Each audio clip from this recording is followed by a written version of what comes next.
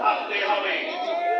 এই লক্ষ্যে আমরা তখনই সফল হব যখন আমরা নিজেদের মধ্যে ভেদাভেদ এবং গ্রুপিং বন্ধ করতে পারব।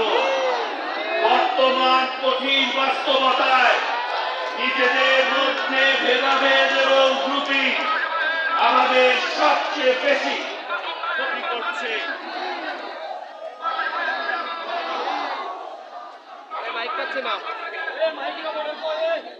হ্যালো, সুতরাং নিজের ভাইয়ের পিছে না লেগে, নিজের ভাইয়ের বিরোধিতা না করে প্রকৃত শত্রু অর্থাৎ বিএনপি, জামাত এবং স্বাধীনতা বিরোধীদেরকে আমাদের মোকাবেলা করতে হবে।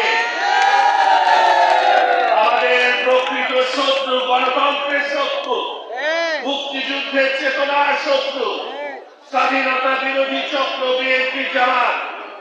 প্রিয় সুধীবৃন্দ, আপনারা দেখেছেন যে আওয়ামী লীগ সরকারের আমলে দেশের উন্নতি হয়।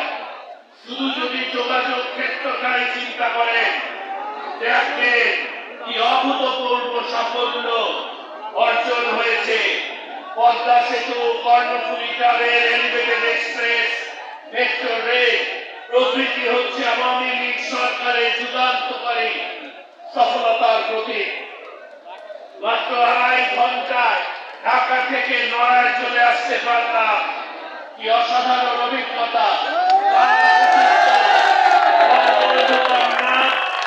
এবং আওয়ামী লীগ সরকারের বঙ্গবন্ধু কন্যা আমাদেরকে একটা উন্নয়নশীল দেশ এবং মর্যাদাশীল জাতি হিসাবে বিশ্ব দরবারে পরিচিত করেছেন।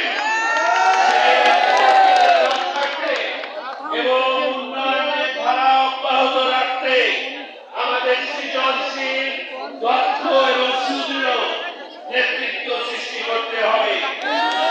সঠিক নেতৃত্ব ছাড়া কোন জাতি উন্নতি করতে পারে না। আমাদের সামনে রয়েছে সঠিক নেতৃত্বে উজ্জ্বল উদাহরণ আমাদের জাতির পিতা বঙ্গবন্ধু শেখ মুজিব। শত সংগ্রাম, জেল যন্ত্রণা, জীবন যন্ত্রণা সত্ত্বেও যার বলিষ্ঠ এবং বীরবাঞ্চক নেতৃত্বের কারণে পাকিস্তানি শাসক গোষ্ঠীর অত্যাচার নির্যাতন থেকে মুক্ত হয়ে একটা স্বাধীন রাষ্ট্র আমরা সৃষ্টি করতে পেরেছিলাম। বঙ্গবন্ধু কন্যার